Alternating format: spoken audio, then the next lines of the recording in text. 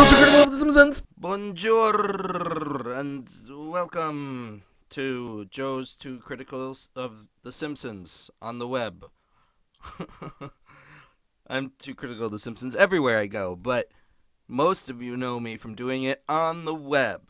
And I'm doing it again. Ugh. This is a podcast where I summarize the newest episode of The Simpsons. I summarize it by doing a little bit of a radio play thing where I do goofy-ass impressions of the characters. Some of them are lovely and good, and some of them are not very good impressions. I'm so sorry about that. The voices come from my wonderful series. It is called The Simpsons, Simpsums. It was a similar thing where I did horrible drawings and these voices to summarize new episodes of The Simpsons because I hate them so much, and apparently I'm fueled by bitterness. You can watch those on YouTube. I still make them on rare occasion. Who knows when I'll do another one? It's a mystery. Spooky mystery. YouTube links are all over this page if you're on SoundCloud. And if you're on YouTube and you want to download this podcast, you can go to SoundCloud. The link will be in the description. You can download everything. Keep it your whole life. Show it to your grandkids. They'll go, "What's this?" And you won't really be able to explain.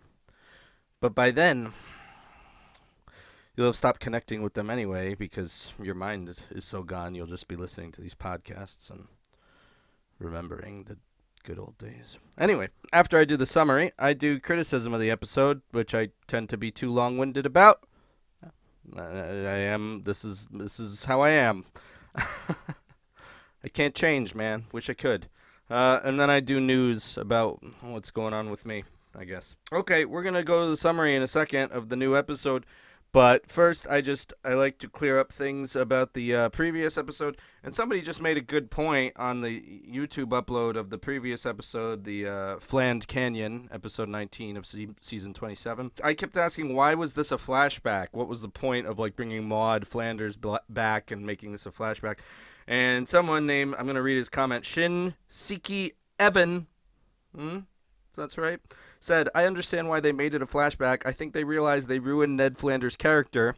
Now he's this pathetic sad sack with two dead wives. They wanted that original, quote-unquote, too perfect foil back again with the, quote-unquote, too perfect family. But I don't understand why they just don't retcon Maude's death and be done with it. It's not like the show has any integrity to lose." I think he's right. Yeah. I'm assuming this is a male, by the way. Shin Shiki Evan. If I'm wrong, sorry. Yeah, it's true, because it's how can Homer really have Ned as a rival anymore? He's such a sad guy now, He's got two dead wives, one of which they meant to kill off. The other one, the voice actress died. Whoops. So, yeah, it's crazy. It's like Homer can kind of be just sort of generically annoyed by Ned, just see him being annoying in his yard, and stupid Flanders, whatever. But, yeah, to make it, he's not a real rival anymore. To be, actually mean to Ned at this juncture would seem maybe too cruel. So, especially because Homer kind of killed Ned's wife. I've always felt that was a little fucked up, the way it sort of implied that Homer's sort of the one who killed Ned's wife. I mean, I guess the person who shot the t-shirt can't, what a stupid episode. Anyway. Yeah, but I think that might be absolutely right. They can't pull off that rivalry anymore, which is so crazy that they're so returning to the old well of stories that they were well, this has to be a flashback, I guess, so we can get back to those old days, those good old days. All right, here's the summary. For reference, I got really sick last week, and it sucked, and I think I'm already getting sick again. I feel it coming on today. I feel pretty awful. I had some coffee, which sort of hides the true sickness feelings, but it's not good. I feel it creeping up. So we're going to record this, and then I'm probably going to fucking go into a cocoon of death and illness again, which I'm really upset about. It sucks. Okay. I already have these, I've got these sweats and everything. Oh, it's great. It's great, guys. Okay. Fuck. Here's the summary. This is season 27, episode 20, To Courier With Love, and it aired on May 8th, 2016. Here's the summary. Homer, you do not do enough chores. Therefore, life is bad for me. You must clean out the garage. Okay. So later, in the garage. Anyway. Wow, in cleaning out the garage, I've discovered we have a classic car that was just sitting under a godforsaken sheet all this time. So Homer drives around in this classic car for a while and has a real blast. Everyone loves him in his stupid car, and then he goes home. Had a fab day! Well, my life sucks. I'm actually not paraphrasing there. Marge says, my life sucks. That's in the show. Shit, how can I make Marge's life better? The doorbell rings, and it's Jay Leno. Hey, it's me, Jay Leno. I want to buy your classic car. I love classic cars. You know, I'm Jay Leno. Here's many bucks. So he gives Homer a bunch of money. Marge, we can go on an awesome trip now. You can decide where. And then the doorbell rings again. Hey, yeah, it's me, Leno. I want the money back, even though I don't have the car anymore. Oh, well, that makes sense. Here's the money. Duh-oh. Leno fucks off. Homer, I've decided to go to Paris. Oh, shit. So Homer goes to a travel agent. Hi, I have no money and I need to go to Paris. Okay, you just need to act as a courier and take a secret package with you and the mob will pay for everything. And you can't look inside the package, FYI. Okay! So Homer's given a briefcase and they get on the plane. I am going to the bathroom! I want to look inside briefcase. Turns out there's a blue snake inside the briefcase. It's alive and everything. It's me, Lisa. Look at that blue snake. I'll look it up on the web. It's an endangered snake. Wow, you'd better not let anything bad happen to it. Yeah, okay, let's do what you said. Though, also, we can't ruin the trip for Marge, whatever. Then they're off the plane in the airport. Hello, we are seemingly the Frenchmen from that really old episode where Bart was a French exchange student. I will probably only do one voice for both of these guys because who cares? Anyway, here's your money, and we will take the snake and it will be turned into a fashionable belt. No way! So Homer and Lisa fuck off with the snake. Ah, we are too French and silly to catch them. We let them get away. Oh, now we are in Paris. Why do you have this damn briefcase, Homer? Oh, a secret. Oh, okay, I fuck off. So Marge is wandering around in the background. Dad, what are you gonna do with the snake? I will set it free. Okay, you should do it in the gardens of the Louvre. Oh, now Bart and Maggie and I are eating in a restaurant. Waiter, I'd like some more pâté. Oh, I am the waiter. I see you like food made from cruelty. Pâté is made with cruelty. Oh, never mind. Waiter goes away. Bart, I do not want this pâté anymore. Put it in the alley. Yep. Put it in the alley. Bart goes and puts the pâté in the fucking alley, and a bunch of hungry models come out of the shadows and take the pâté and run off into a fashion show. Oh, starving models. I will prank the starving models with pranks. Lisa and Homer are then trying to get like a bus to the Louvre, I think, and basically nothing happens. It's just a bad joke sequence to eat up time. Back to Bart. Oh, I am sitting in the rafters in the fashion show and putting a hot dog on a string tied to a stick. And all the models follow the hot dog because they're so hungry, and they fall off the stage. What a prank! Now you hear a voiceover of me saying, I've never been happier. Okay. Lisa and Homer are now at the Louvre Garden. Okay, let's let the snake go. We are the Frenchmen. We catch you. No. Oh, they escaped again because we are too silly and the French. Dad, turns out we are on a famous French street of famous French jazz clubs. Can we go in one? Fucking fine. So in this jazz club, the fucking saxophonist dies or something. I'm some French guy who works here. We need a new saxophonist. It is me, Lisa. So Lisa plays the sax with this band, and we hear this voiceover of her saying, I've never been happier. So then later, I guess, Marge and Homer go on a romantic walk at night in Paris. Marge, I need to tell you this briefcase, which is literally just sitting here on a statue of Napoleon for some reason. Fucking, I don't know. Anyway, there's a damn snake in the briefcase and blah, blah, blah. But don't worry, the French crooks can't get us. Ah, here we are, but again, we are too silly and French to catch you. Okay, so the whole family goes back to the hotel room. Ah, I am a French Wiggum. You are in trouble because Bart did the thing to the models, and Lisa is American and played with the French jazz guys, which is bad. And you stole these guys' snakes. So the French crooks are there too. Wait a minute, there is no snake in the briefcase. So they search the room and they still don't find the snake. So whatever, you're fine, you're free to go. Before we came here, our family was falling apart, but France fucking fixed it all. Marge and Homer kiss and the snake comes out of her hair, whatever. Oh, and Homer at the end gives Mo a blue snake belt as a souvenir, so it's implied the snake died anyway. LOL, what the fuck ever. Now for criticism. Oh boy, oh boy, oh boy. I like to start with the jokes that made me laugh. There's like one, literally. The only joke I liked was when they're on the plane and Marge gets up to go to the bathroom. Her hair hits, like, I don't think this is even that this doesn't happen on planes that much anymore. And mostly now, the TV's on a plane, so it's like outdated, like the whole show. But the TVs tend to be on the back of your seats, even on like shittier airlines. I think that's more often than not, but whatever. The TV's hanging from the ceilings of the plane, Marge walks down the aisle and her hair hits all of them and flips them up so people can't see what they're watching, and everybody goes, ah. That's sort of funny. Although, like, right before she gets up, there's this terrible, terrible animation flub. It's just, like, it's a minor thing, but it's one of these things where you're just like, man, how ugly and computery this show looks. Marge, like, getting out of the chair. The shot, just her, like, moving around the armrest, so the difference between her being in front of the armrest and being behind it, it just looks like a frame, just like a blip. It goes blip, and suddenly she's behind the armrest. It looks like shit. If you watch it, if you have this episode on your PC or something, check it out. It's ugly. Otherwise, don't bother, please. As for bad jokes, I mean, most of them, but the ones I really hated, when Homer gets this classic car at the beginning, it leads to an extended song sequence where he sings a song that's like chubby dude in a tiny car. I don't remember the rhythm or the melody.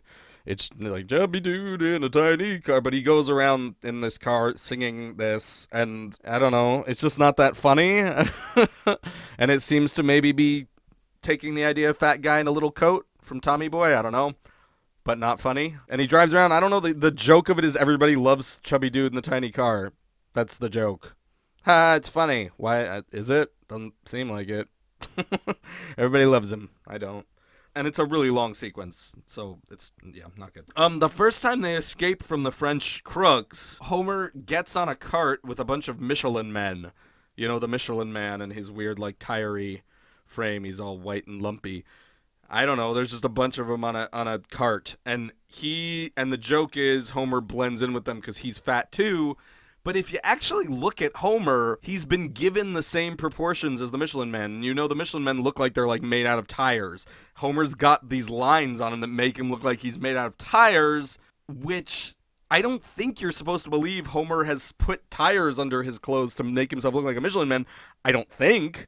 If so, that's a really high concept weird joke, especially because the simpler idea, which I assume they were going for, is Homer's fat, so he can blend in with the funny, chubby looking Michelin Men, and it almost just looks like an animation fuck up. It looks like somebody went, well, then he should be drawn exactly like the Michelin Men, and it just looks weird, because now Homer suddenly has the physique of it's a the malformed physique of a Michelin Man with these weird tire outlines all over his body. Very odd.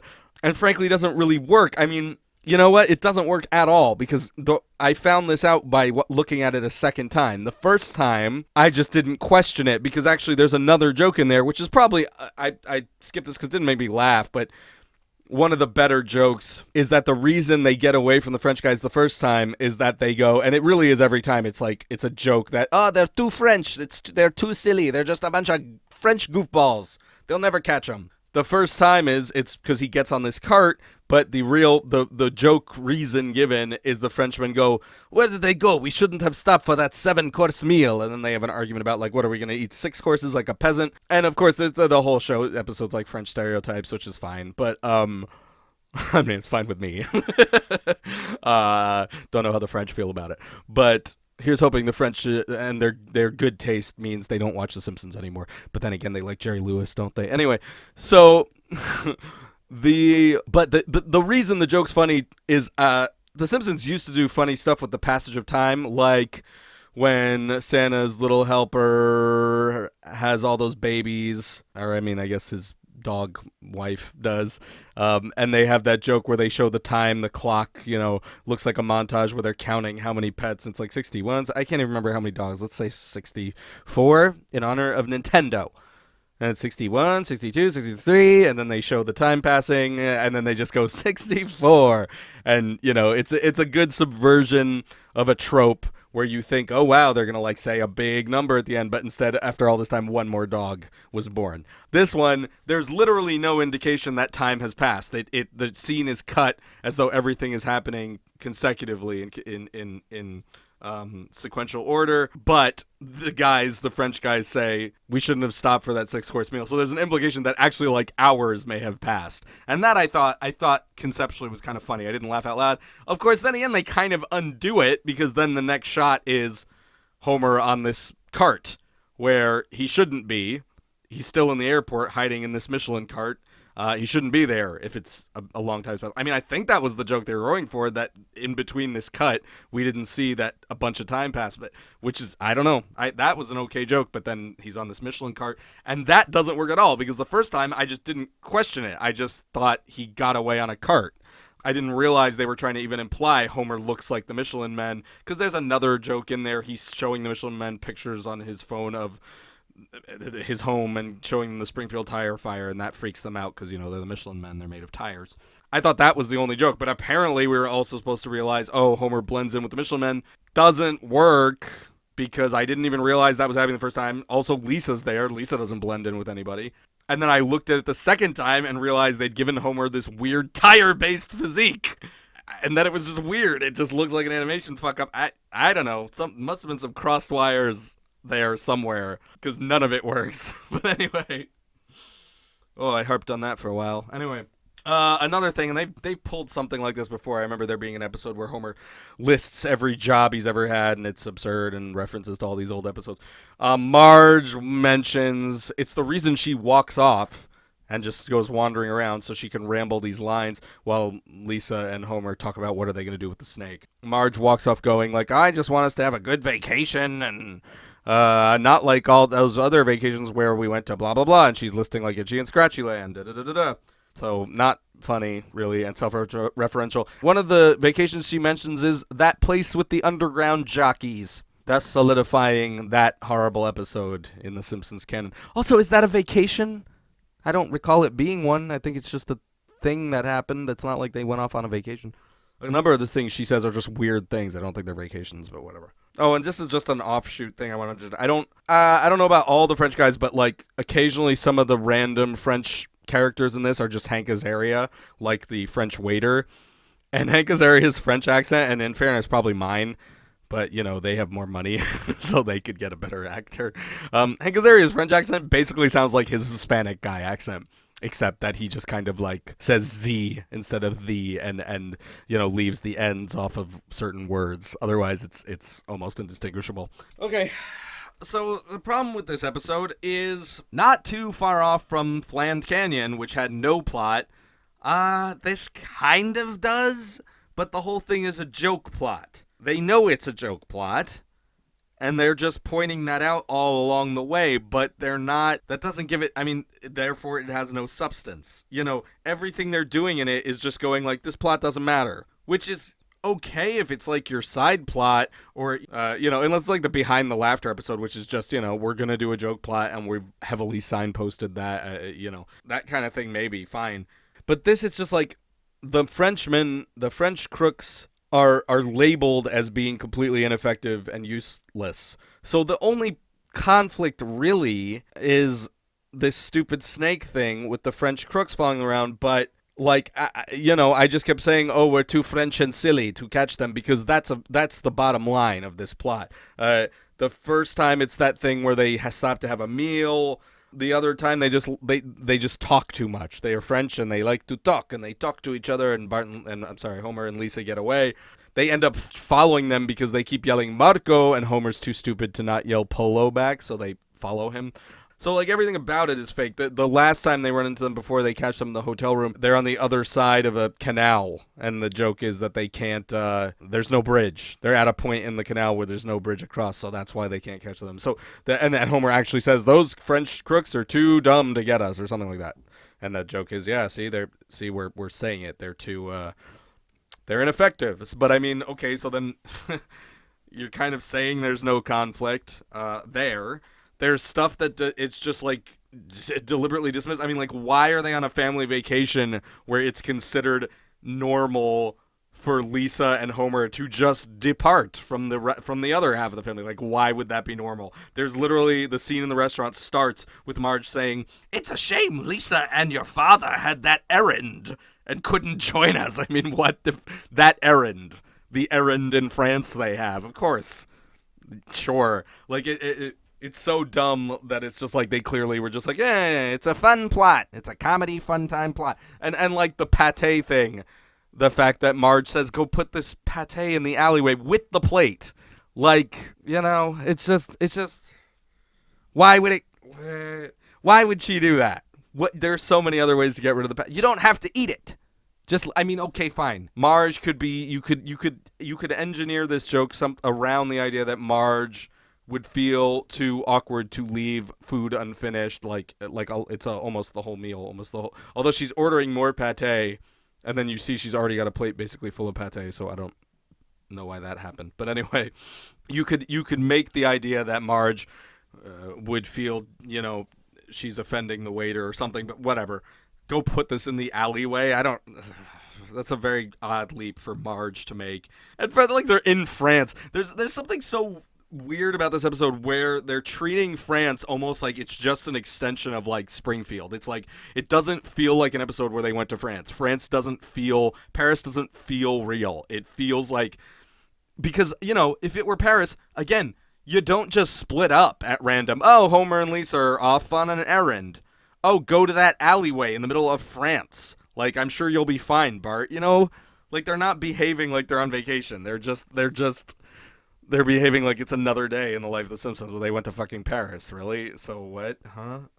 It's weird too that the two French crooks are those guys from that Bart episode, but Bart is making no reference to the fact that he was an exchange student here. I mean, that was when the show was weird and kind of bad, the early days where that's like a weird episode that seems a little bit off. But it's odd they're like reusing those characters, but at the same time not addressing the fact that this, Bart was here before, whatever. It's an odd choice. They're selective with their nostalgia, and it's very strange. Like how Apu's nephew grew up.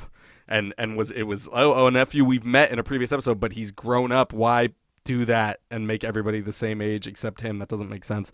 Anyway, I mean, okay, again, regarding the plot, just not really making sense. It's weird in the first place that the snake thing becomes the plot. Because for one, I thought this was an episode about Marge and Homer. I thought it started as an episode about Marge having a shitty life at home, and Homer gets to take her to Paris to make things better, and then it becomes about this fucking snake. And it's weird because when Lisa sees the snake, it's not even an argument. It's just Lisa sees the snake and goes, well, you can't let anything happen to the snake, it's endangered. And Homer goes, yeah, you're right, like immediately. Okay, I won't kill the snake, I won't let them take the snake. Okay, like there's such a flimsiness, there's no characterization anymore. And this episode is just so emblematic of that, where it's like, the old Homer would fight with Lisa on that. The old Homer would be like, no, Lisa, we're getting a free trip. I don't care what happens to the snake. And something would happen where Homer would come around and be on his daughter's side. I think that's what would happen. But instead it's just like, you're right. I like the snake too. Huh? Whatever. It's very odd. It's like, ugh.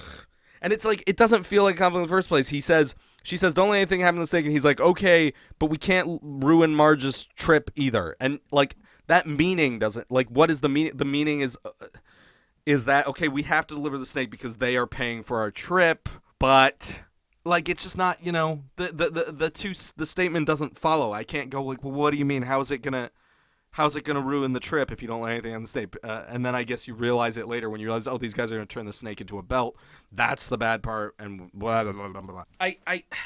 My problem with this one is I feel like I'm less angry about it than I was with the Fland Canyon episode. I don't know why, though, and I don't know if that's true exactly, because this one was infuriating, too, and I really did, and neither really has a plot. I guess the only reason I'm okay with this one is it pretends a little more to have a plot. It sort of has a conflict, a few conflicts. It sort of has Marge is unhappy and Homer's trying to fix that. But like the moment they get to Paris, Marge is happy, so that doesn't really seem like a conflict. And the snake is a conflict, but it's a fucking dumb one. And the implication there is that the French guys are never a threat. So I don't know. I know I sat completely silent almost the entire episode. I was just kind of annoyed. I don't know. I remember being angrier for Flan Canyon, but I can't recall why. And right now I'm putting this one marginally over that one. That's a pun for this show, guys.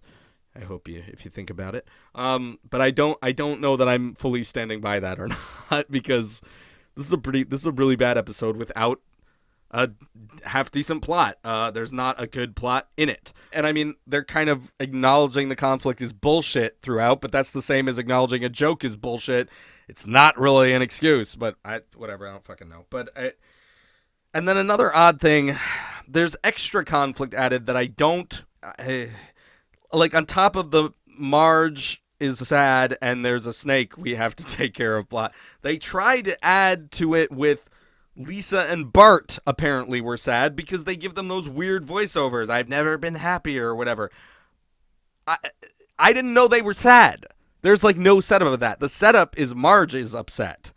So Marge needs to go to Paris. I didn't know the kids were having any problems. And then suddenly Bart gets this I've never been happier voiceover. I'm like, what the fuck was that? And then Lisa gets it and I realized, oh, they're trying to like establish a theme where each family member gets a little voiceover where now they're happier than they ever were. But guess what? Marge is the only one who doesn't get a fucking voiceover thing.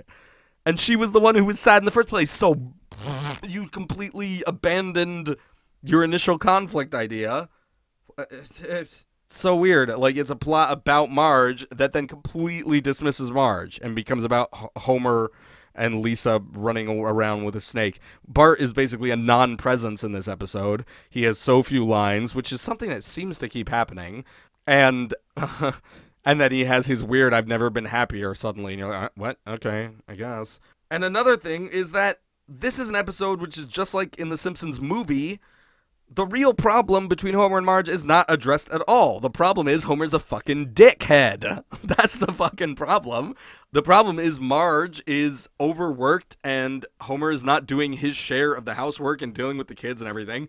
And Homer just goes, how about a trip to Paris? And he's temporarily a good guy, and he's covering up the problem. And in the movie, it was Homer's a insufferable fucking asshole. But you know what? He saved the town, and that's what matters. And he had a big action movie hero moment. But he never has, like, a talk with Marge. They never hash out the things that were the real problem with him. Same in this episode. It's just like Homer can be a dick as long as he makes a grand gesture, which, funnily enough, is an episode I did a Simpsons of, all about grand gestures and winning back your loved ones. Yeah, he's just temporarily a good guy. And I know Homer's always kind of an asshole, but he has sort of a good heart, or he did once, and there were lessons to be learned back in the day when the show was good. And he, it wasn't just it kind of makes Marge shallow and an idiot. To just, he took me to Paris, whatever, doesn't address the concern at all. And ultimately, since the conflict is so jokey and nothing, the idea of this episode seems to be that they accidentally had a good vacation. They kind of say like, we accidentally stumbled into a good vacation. It's like they say something to that effect. We accidentally had a good vacation. But hey, news fucking flash. The idea of the Itchy and Scratchy Land episode was kind of the same thing. We accidentally had a good vacation. Although, let us never speak of this again. But still, it was like a good vacation. And this time, it's just supposed to be like, wait, this time there wasn't a real caveat to it. They actually did just have a good vacation. But how is that a good plot? The Simpsons have a nice time. The end. Fuck you. Whatever. God, it feels completely paper thin, this plot. It barely feels like they're in Paris. As I said, like nothing feels like anything is really happening. Everything is so paper thin and ephemeral and just not, there's no solidity to any of the ideas or the concepts or the setting or the characters. It's just this fucking thing propped up in front of you. I don't know. You're watching a bunch of nothing propped up, pretending to be events, pretending to be location characterization, but it's empty and it's transient and nothing is there, and it is a facsimile of a story of an episode of television. I have no clue what I looked at. It's just bleh. There it is. Nothing. It's nothing. I mean, it's just It's so empty. I guess I didn't get that angry. I just sat stony faced. I laughed literally once and just sat there. Eh, eh, I don't know. Don't know if it's worse than Flint Canyon. For some reason, I feel like it's not, but I don't know why. Maybe I guess the attempt to sort of make a plot. I guess the blue snake is a plot. It's just a plot that the episode repeatedly tells you throughout does not matter and will always be fine. Nothing bad will happen. Yeah. I mean, that's it. I don't know. I give this episode a rating of. I don't want this anymore. Out of.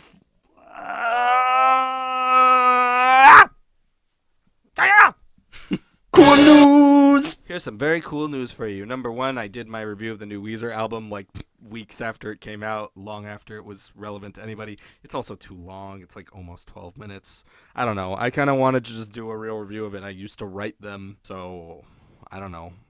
But I had nobody to write it for, so I just did a video of it.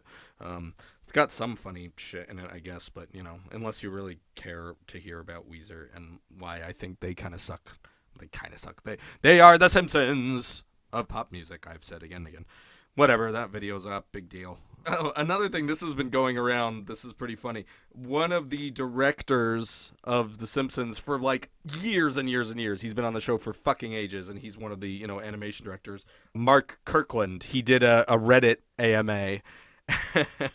And people have been screenshotting this because it is quite funny. Someone asked, in episode 2F09, when Itchy plays Scratchy Skeleton like a xylophone, he strikes the same rib twice in succession, yet he produces two clearly different tones. I mean, what are we to believe? That this is some sort of magic xylophone or something? Boy, I really hope somebody got fired for that blunder.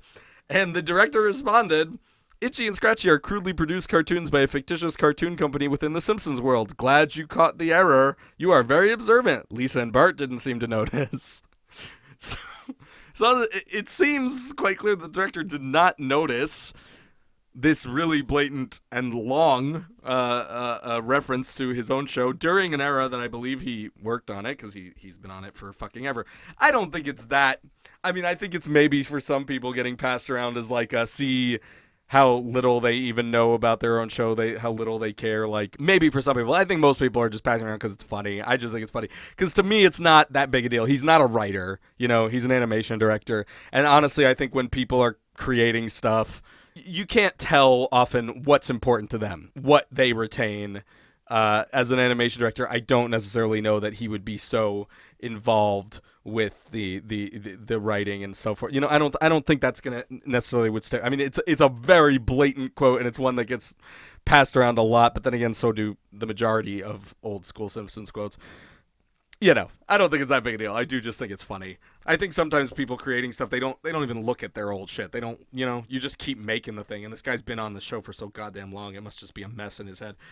Sort of like for me, and watching the show, although it tends to be the newer stuff that, I completely forget things. People mention a plot of an episode from the last 50 million seasons, and I go, I watched it, I've seen them all, but I don't remember. I don't remember nothing. But yeah, pretty funny. And it's funny how genuinely he responded, and he ignored the fact that the person suggested someone should have gotten fired. So... Only other thing is I've started watching Break So Bad, often incorrectly called Breaking Bad by many people, but please Google Break So Bad and educate yourself. I've seen 5 episodes. Yeah, it's good. Yeah, it's an enjoyable show. I'll surely watch the whole thing, and I'll probably do Better Call Saul also. I mean, it's a well-made show. It's a well-made drama that makes you want to go, hey, what's going on next? What's going to happen? I can't be trusted to sit down and watch dramas on my own, apparently. I'm too ADD. I only watch, like, sitcoms, cartoons, whatever. So I'm watching it with my friends. So it's really whenever we can get together and watch it. So it's going to take me ages to get through. If I'm being honest, we take forever to get through dramas. But I'll watch it. I like it. It's enjoyable. I think it's one of these things that's just, you watch it and you just go, this is solidly constructed. It's weird. It's weird if you don't like this because it's well made. I don't think it's one of those things like The Wire where it's like The Wire is a unique sort of television experiment and that it's sort of a novel. just televised. It's a different thing to adapt your brain to. This is just a really well made drama. It's just got that sort of feeling of like they got the formula down. They figured out how to plant everything and pay everything off and put twists and turns in and so forth. So they're just doing it right. I am surprised at how comedic it is. I didn't realize like many moments, like I didn't realize like from moment to moment it would be funny. So consistently. It's quite comedic. I guess that's why the DVD cover, Break So Bad, says Danger Funny on it. Someone pointed that out to me. I thank you for pointing that out. And the funny thing, too, is I was asking people what should I watch over from the beginning. I asked on Twitter, and everybody voted for Break So Bad. I put Seinfeld in there, but as I said, I can't be trusted to watch dramas on my own, so I just got Seinfeld anyway, and now I'm watching Seinfeld from the beginning. So I have my cake and eat it, too. Get to watch both. Seinfeld's good. I mean, I'm starting to see the cracks. I'd seen the beginning already. I just never finished watching the whole show. I'm starting to see the cracks in the early shit. Some of it's quite dated. The early episodes are very, very, very heavily about dating. And I guess that's still a big theme throughout the show, but I don't think it's only about dating. I mean, it becomes about more inane things sometimes, too, right? Like George and his, like, Frogger machine, that kind of thing. But man, like almost every episode's about like the horrible, wacky world of dating, and I'm just kind of getting sick of shows that are about nothing but like guys going like, man, gotta get a girl. So there's that, and also like almost all of Jerry Seinfeld's stand-up is so tame these days, and there's so many cuts to it. I mean, back in the early episodes, there was a lot more of his stand-up. I think that they lessened that as it went on. I've seen this stuff and I remember it getting good and seeing the seeds of it being good, but there's some stuff that I can see is dated. Jerry Seinfeld, a lot of his act too is still very much the men are like this, women are like this, which is the stuff I complain about of 90s comedy. I just find it so boring and I don't even necessarily think it's true. So I'm just like, maybe they are. Whatever. I think that's it, man. This is the last leg of this season. There's 2 more episodes. They come in succession. No fucking breaks. So I'm just going to try to do them all. I'm going to probably be sick pretty soon. That's great. So let's see what that does. Let's see when I get this edited. But we'll finish this season out, yeah? And then the world. Makes sense. Goodbye.